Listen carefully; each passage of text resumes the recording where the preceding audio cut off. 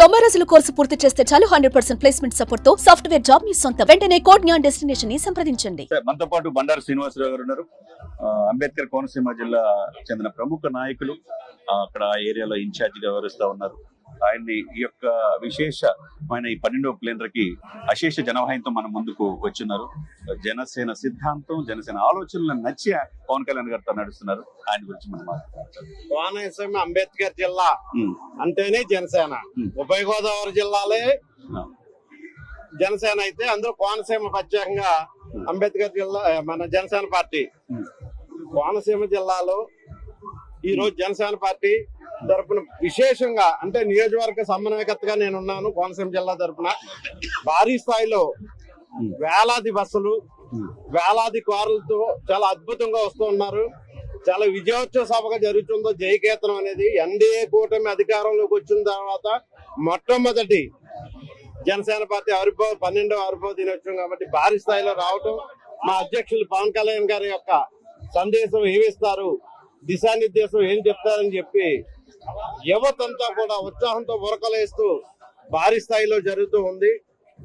గతంలో మన గత 45 రోజులుగా అన్నాం కుంభమేళ అని చెప్పి.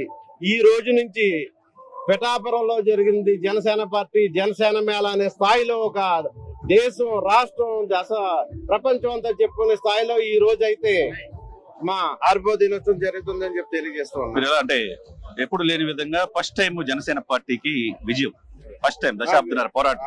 ఇది 12వ ప్లీనరీ. దీన్ని ఏ విధంగా మీరు చూస్తారు? నాయకుడు ఫస్ట్ టైం డిప్యూటీ సీఎం హోదాలో 21 మంది ఎమ్మెల్యేలని, ఎమ్మెల్సీని, 2 ఎంపీలని పక్కన కూర్చోబెట్టుకుని కీలకమైన ఆయనతో నడిచిన 220 మందిని స్టేజ్ మీదకి గుర్తు పెట్టుకున్నాడంటే ఎవరో ఒకళ్ళు 2-2 స్టేజ్ మీద ఉంటారు.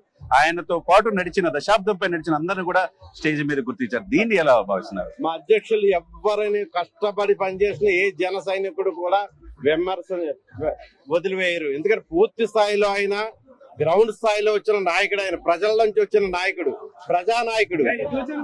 ప్రజల యొక్క సాధక బాధలు అంటే ఆయనకు తెలుసు. ఈ రోజు ఎన్డీఏ కూటమి ప్రభుత్వం నడుస్తుంది కానీ రాష్ట్రంలో అయితే ఇంత అద్భుతమైన పరిపాలన జరుగుతుందంటే పవన్ కళ్యాణ్ గారి యొక్క కృషి వల్లే అని చెప్పి ఎన్డీఏ కూటమిలో ఎంత ప్రభుత్వం నడుస్తుంది అందంగా అని చెప్పుకుంటూ ఉన్నారు ప్రజలందరూ కూడా. అన్ని వర్గాలు కూడా, అన్ని సామాజిక వర్గాలు కూడా ఈ రోజు పవన్ కళ్యాణ్ గారి చూస్తున్నాయి. భవిష్యత్తులో కూడా పూర్తి స్థాయిలో జనసేన పార్టీ అధికారం రావడంలో సందేహం లేదని చెప్పి తెలియజేస్తూ ఉన్నారు. Thank you.